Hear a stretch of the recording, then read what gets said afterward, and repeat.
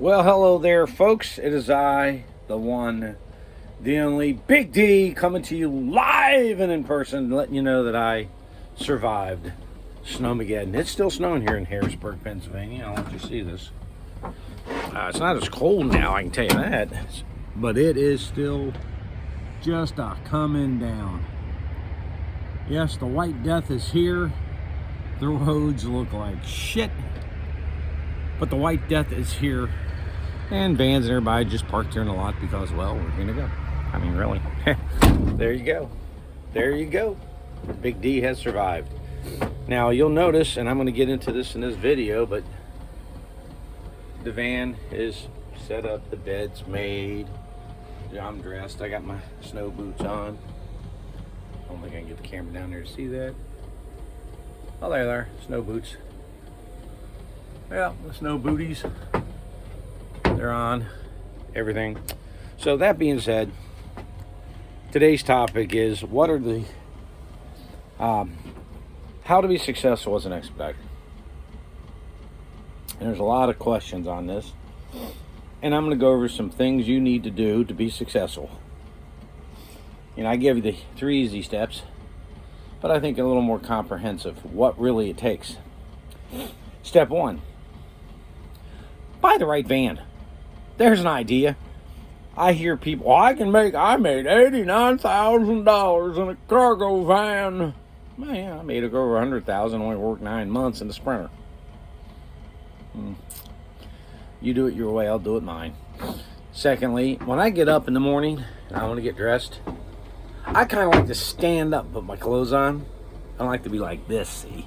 I'm a little old for that, so the bigger van is more comfortable. Ooh, there's a shock for you. And a lot of those automotive totes are tall, or they stack them, and you're going to lose out. So you're going to lose out on opportunities on the load boards. Cargo vans get cheaper rates. Go with the biggest, the tallest, the longest one you can get. Simple solution. Cost a little more up front, but guess what? It'll pay for itself, at least in comfort. So buy the right van. 2, get set up with a carrier. I'm going to start checking these off as I go because I don't want to miss one. I wrote this down. Get yourself signed down with a good carrier. Now, you know, we've talked to Barrett, Load One, C&M, Panther. Like I said, I'm not a big Bolt fan, but there's others out there. Get in one that you're comfortable with, that you can make monies with. Monies. I mean, I hear people talking, oh, I get $1.20 a mile. And then when they get done, well, all miles is 80 cents. Well, I thought you got $1.20. Well, all miles. Oh, okay. All right. No big deal. But they're hung up on that number. And if you only get, I mean, you know, I make in a week what they make in a month. And they think they're doing well because they're getting, they think in their mind more per mile. Don't get hung up on that crap. Get with a carrier where it keeps you moving. There you go. You want someplace that can actually get you moving, so get in with the right carrier. Okay. Since we brought it up, don't get hung up on the per mile rate. In other words, we all want to make good rates. I've been averaging in the 90s, okay? Unlike that Jason Moynihan idiot out there who keeps saying, oh, you're running for 70 cents. Actually, I'm not. I'm running 90, and I got the paperwork to prove it. So he's running in those rates because his drivers are talking about it. And this is what I mean by listening to dumb crap on these sites. But I mean, these people go out there and talk big, and they don't have the equipment, the money, or anything. It's like, well, if your way is so much better, why aren't you driving a better van? Why are you driving that $6,000 piece of crap cargo van? And why don't you have better equipment? That's because they're not making money. Simple answer. So, no, I'm not running to 70 cents a mile. Now, have I taken a load for 70 cents? Yes. When?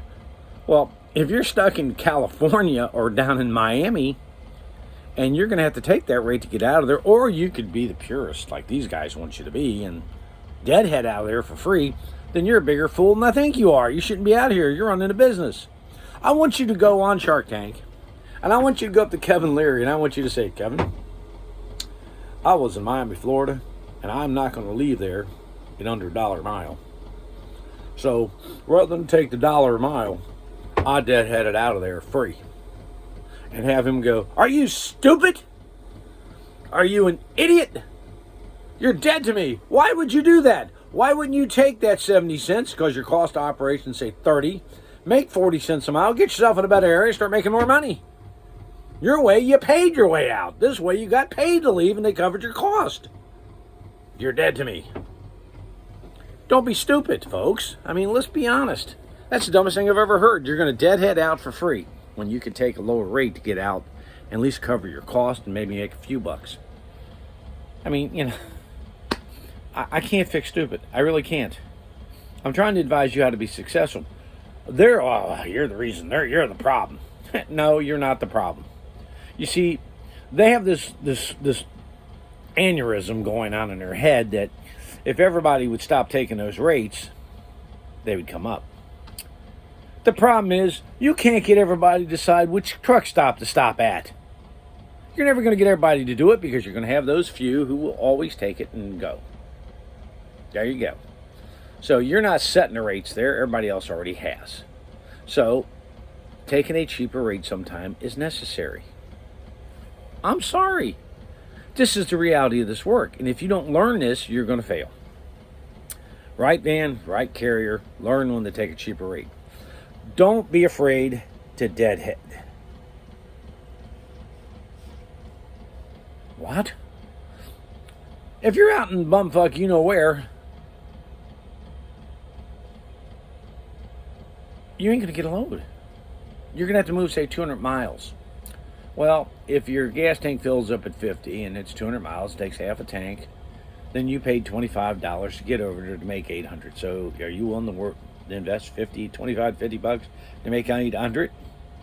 Well, you better decide that, because out here you're going to have to make that decision. That's right. That decision is going to be made. Now, you can sit where you're at, hope for the best, and sit there, like I said in the other video, like the one guy, for a week and still have to do it. Could have made money, but no, he wanted to sit there and be stupid. So you're going to have to deadhead to a better place. Okay, which brings up the next topic. You've heard it in real estate. Location, location, location. I mean, if you're in Detroit, you're golden. If you're in Concord, New Hampshire, not so much. There you go. Where's the most freight at? Detroit. Where's the little freight at? Concord. So where are you better off being? Detroit. So when you accept loads and things, think about where you're going.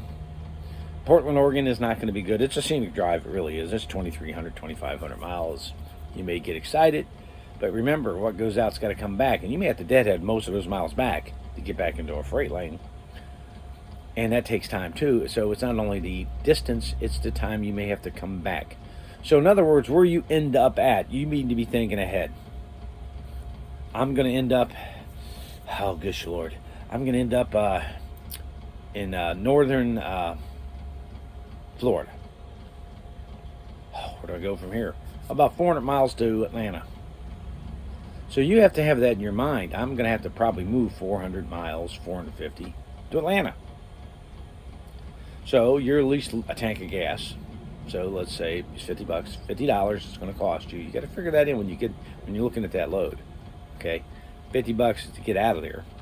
On top of it, and if you figure if you're doing 60 miles an hour, 7, 8 hour, at least an 8 hour drive out on you. So you're losing a day. Think about those things. Those are key to your success, knowing where you're at, how long it's going to take you to move back into an area where you can make money. So, location, location, location. Let's see. Take care of your equipment. Do the oil changes, tire rotations, spark plugs, all this stuff when you're on downtime at home. Now, if you're on the road and it comes time for an oil change, get the oil changed. Even if you got to temporarily take it out of service for a few hours to get it serviced, do it. It's cheaper than the thing breaking down. So keep up on your service. This is your home. This is your livelihood. Take care of it. If you don't, you're going to pay for it. I can tell you that. So, when you're off, like you go home for downtime, schedule your big stuff to be done then, like, the coil packs being replaced or stuff like that. You do it then. That way you're not losing any time on the road. So keep your tires good, rotate it, inflate it, good tread on them because you're going to need it out here. And buy good tires.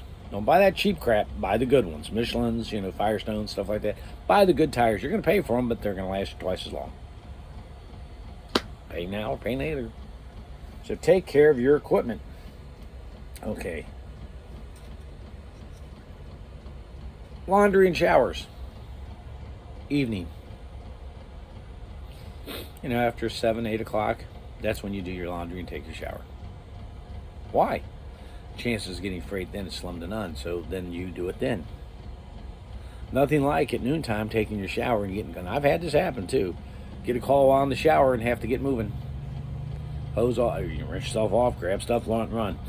I've known people who've taken their laundry out of the washer, slopping wet, taking it with them. If you wait in the evening time, you don't generally have that issue.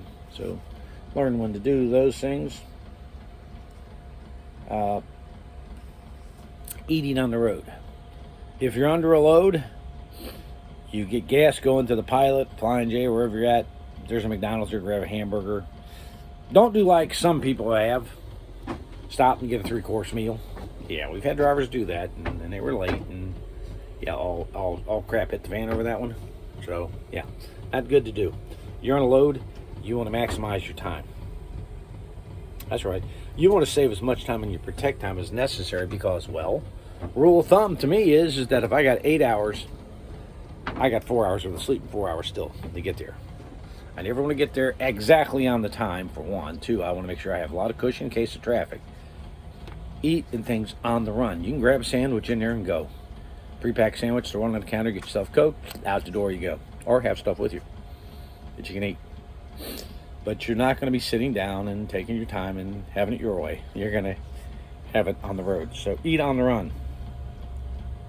And the biggest thing I'm going to tell you is don't listen to the guys out there who tell you, hey, you got to take $1.20 a mile. You're running cheap freight. These guys don't know what they're talking about yet. We'll show you the washouts. And when I get home, I'll pop out last week's and let you see it. And, you can decide for yourself how much money you want to make. If you don't like making a lot of money, there are ways to do it. No one's stopping you. If you're happy making a little bit of money and clearing $275 a week and maybe you have to sell your van and stuff. I mean, I've heard these comments from these drivers. Then do it. It doesn't affect me at all. I'm telling you how to make over $100,000 a year. Yeah, you're going to do a little relocating. You can do some deadheading, but you're going to get paid well for it in the end. So don't look at the small picture. Look at the big picture. If you focus on the little things like cost per mile, your rate per mile, and everything you do, it's not that it's not important. But if you're in the 90s, you're doing fine. Okay? You really are. If you got to spend $25 to get to a load to pick it up, spend $25. You made $1,000 on a load, 25 isn't going to make or break you. So this is Big D saying, making money as an expediter isn't that hard. You just got to learn how to do it. Later. Oh, and by the way, like, subscribe, and do all that other stuff.